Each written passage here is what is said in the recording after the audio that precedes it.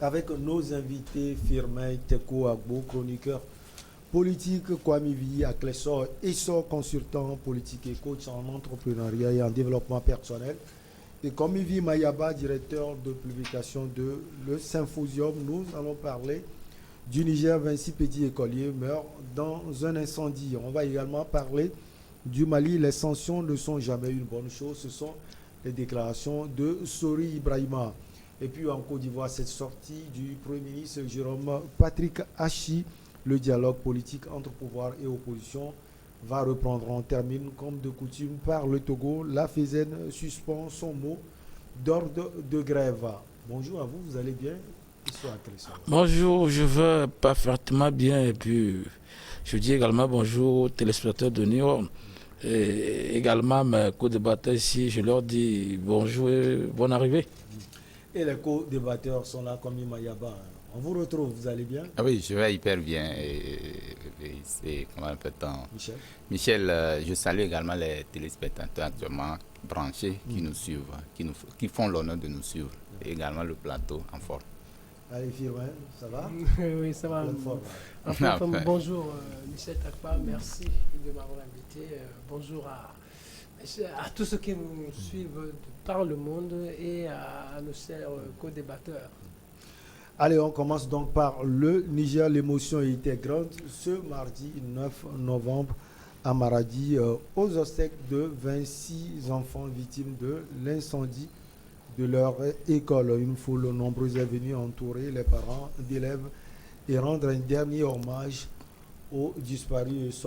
À Clessor, ce qui est arrivé au Niger, c'est une école qui a pris feu et les enfants sont morts, 26 au total.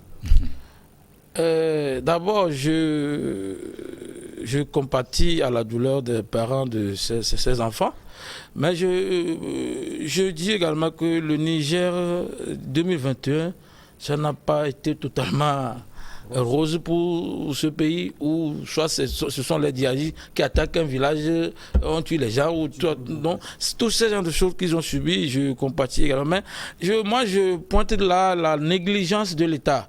Vous voyez, c'est qu'ils préfèrent faire autre chose que de résoudre les problèmes sociaux. Ils savent très bien la précarité de ces gens de choses. J'ai vu même qu'ils interdisent ces gens d'école. C'est parce que vous n'avez pas un projet de construction idoine et efficace que cela se fait. Ils savent tout ça là depuis. Ce n'est pas que l'incendie là doit avoir lieu. Ça peut même avoir lieu dans un établissement bien conçu. L'incendie, ça ne veut pas dire forcément que c'est un pays que cela. Ça peut, une école en endu peut aussi subir la même chose. C'est que c'est la négligence. Le secteur de l'éducation en Afrique, voire le Togo consort, peu importe ce que les militaires vont dire, ils le relèguent au dernier plan. C'est que leur urgence, ce n'est pas ça. C'est comment avoir des chiffres pour plaire aux Nations Unies et à l'Union Européenne et consort. Sinon, comment peut-on savoir que les choses sont là? Depuis 2018, je pense qu'ils ont même recruté plus d'enseignants pour encore ajouter, donc sans avoir remettre en place plus d'infrastructures. C'est l'insouciance généralisée que cela advienne. Moi, je pense qu'il faudrait que l'État prenne ses responsabilités. Et aussi, comme on est en Afrique, si c'était chez les pays européens, on devait porter plainte contre l'État. Et surtout le ministre de l'Éducation et de l'Urbanisme devait avoir des problèmes. Ici, les gens ne savent même pas qu'on peut convoquer un ministre à déphaser avec son rôle. Ben, vous voyez, les 28 là ont perdu la vie comme ça. Or, ce sont les enfants que le blanc protège plus au monde que n'importe quoi. Donc, disons que je préfère que le gouvernement prenne ses responsabilités et de ne pas annoncer uniquement la fermeture de ces écoles, mais de changer ces écoles précaires en bâtiment et comment dire, les trucs d'incendie, j'oublie le nom de ce genre de choses-là, et qu'on mette dans les établissements des gens, ceux qui seront formés en sécurisme et en plus en extension de ce genre de choses. Ça veut dire qu'il faut d'ores et déjà qu'on ne peut pas mobiliser les enfants à connaître comment on peut éteindre un incendie, comment ces genre de choses doivent s'enseigner déjà à l'école. S'il y avait ça, on devait devait aussi le faire, d'autant plus que nos pays africains, peut-être que c'est dans la capitale, tu vois les sapeurs-pompiers, sinon dans la capitale des régions économiques, il n'y en a pas. Vous Ottawa ici, à part les 5 régions où au moins on a des semblants de direction des sapeurs-pompiers, il n'y en a pas. Les préfectures n'en ont pas. Donc, je prie également qu'on puisse équiper même les mairies en sapeurs-pompiers pour que ce genre de choses puissent se résoudre d'une manière plus efficiente que cela. Allez, on en trouve 36 000 au total au Niger. Hein. Je vais parler de 36 000 classes payotes dans le pays. Comme Mayaba, ce drame, ça fait mal au cœur. Hein, parce que quand vous voyez les images... Oui, c'est difficile de supporter les images, comme vous l'avez dit. Mais ce que nous allons relever aussi, c'est que le Niger, c'est un vaste pays. C'est un vaste pays tellement que l'État n'arrive pas à contrôler, quoi qu'on dise, tout ce qui relève de ses prérogatives. C'est ce qui explique ce drame auquel nous sommes en train de parler. Mais je suis un peu sidéré quand je prends la déclaration du ministre de l'enseignement, dans ce sens en disant qu'à partir de ce qui s'est passé, ils prendront des mesures pour que ces genres de situations ou des appartements de fortune comme ça ne puissent pas plus exister dans les écoles primaires. Même le président Bazoum l'avait dit avant même le drame. Justement. Il allait construire des écoles de renom. De renom. Maintenant, ça ne s'est pas fait. Maintenant, à partir de ce drame, on dit simplement qu'ils vont prendre des mesures pour que ça n'existe plus au niveau des écoles primaires. C'est-à-dire qu'on ne tient pas compte des écoles, enfin des CG ou des collèges ou des lycées. Puisque, quoi qu'on dise partout ailleurs, ça existe. Au Togo, ici, il y a quand même ces établissements où il y a des établissements en paille. Quand vous voyez les édiles, dans les tréfonds, vous allez voir que c'est la population qui se charge de construire peut-être un endroit aménagé avec des élèves et on affecte un directeur. En plus, les volontaires, peut-être que les établissements, enfin les parents d'élèves prennent la charge de payer. Donc tout ça là, c'est pour dire quoi? C'est pour dire qu'il n'y a pas la rigueur au niveau de l'éducation. C'est-à-dire que quand vous prenez les budgets par rapport... le budget qu'on alloue dans le secteur de l'éducation, c'est un budget qui, à mon avis, ne peut pas suffire pour couvrir ses besoins. Donc, il fallait forcément qu'on se penche sur des aspects comme ça, parce que l'éducation devient maintenant, quoi qu'on dise, un secteur prioritaire, hein, puisque tout vient de là.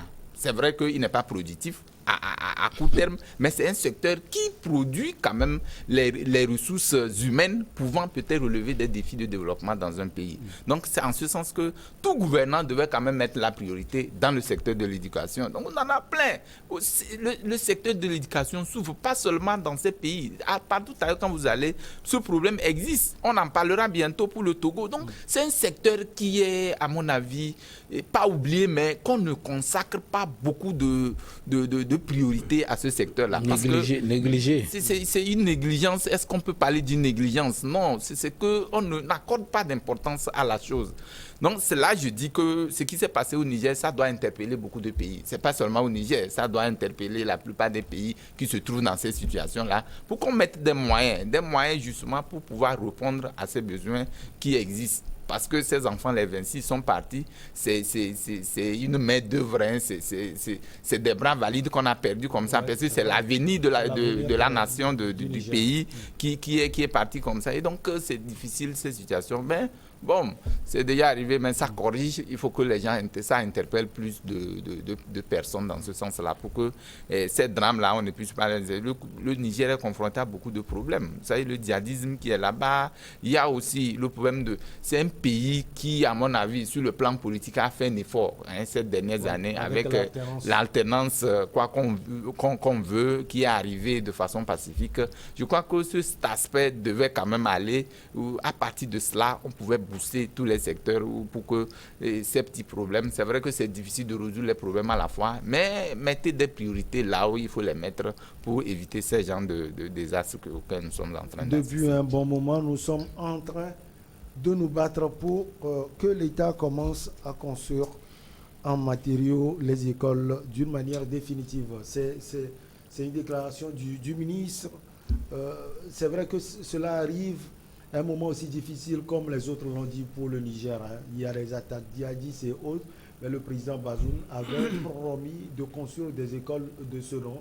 Ce drame firmait Tekou Agbo, franchement, arrive à un moment difficile pour le pays.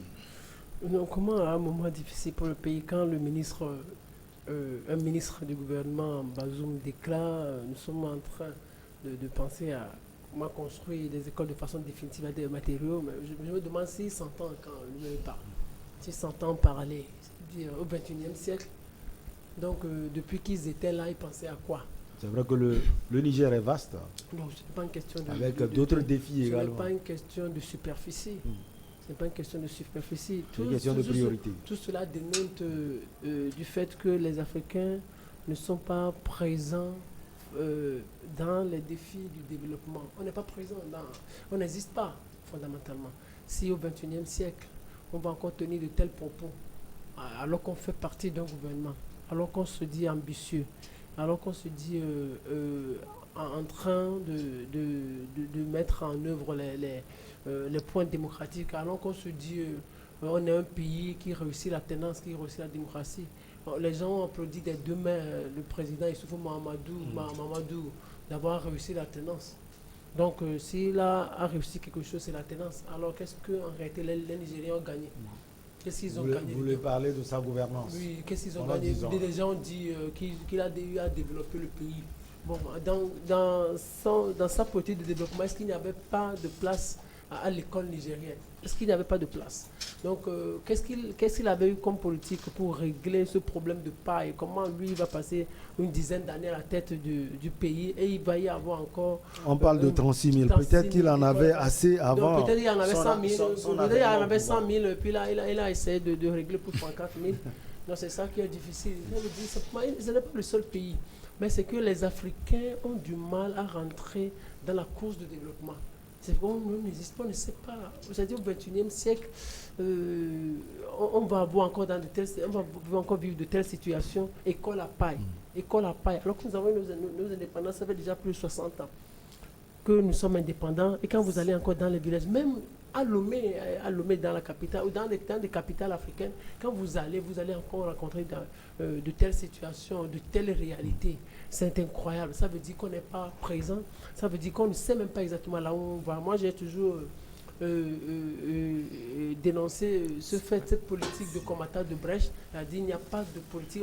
Un jour, j'ai dit sur cette antenne, on nous dit que, peut-être on va en parler tout à l'heure, le ministre Kokoko a une ambition, un programme par rapport à l'école togolaise. Mais on voit que dans son programme, ce n'est que le fait de démettre un millier de directeurs. Donc je me demande si c'est ça le programme, c'est ça l'ambition.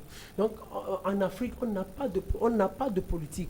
Par rapport à la santé, on n'a pas de politique. Par rapport à l'école, on n'a pas de politique. Par rapport à l'environnement, on n'a pas de politique. On ne sait même pas exactement là où on va. C'est comme les Africains. C'est comme pour les Africains, je donne juste un exemple très banal. On dit environnement. Pour les Africains, peut-être c'est peut-être planter les arbres.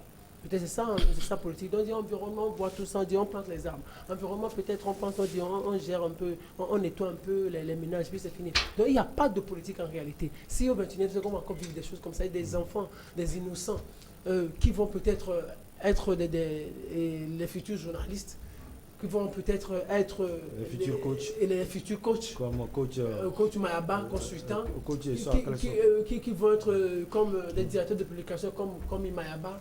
Mais c'est-à-dire ces enfants qui meurent aujourd'hui. Moi, c'est certainement déplorable. Parce que ce que vous oubliez, c'est que sans école, on ne serait pas ici. Sans école, peut-être je ne connaîtrais jamais Michel Tapa, je ne connaîtrais jamais le coach, je ne connaîtrais jamais le Komi Mayaba. Sans école, peut-être je serais dans un village, peut-être quelque part. C'est parce que c'est l'école qui nous a réunis, c'est l'école qui a permis de construire tout ça. C'est l'école qui a permis de construire cette bâtisse dans laquelle nous sommes en train de présenter cette émission. Donc sans école, on ne peut rien.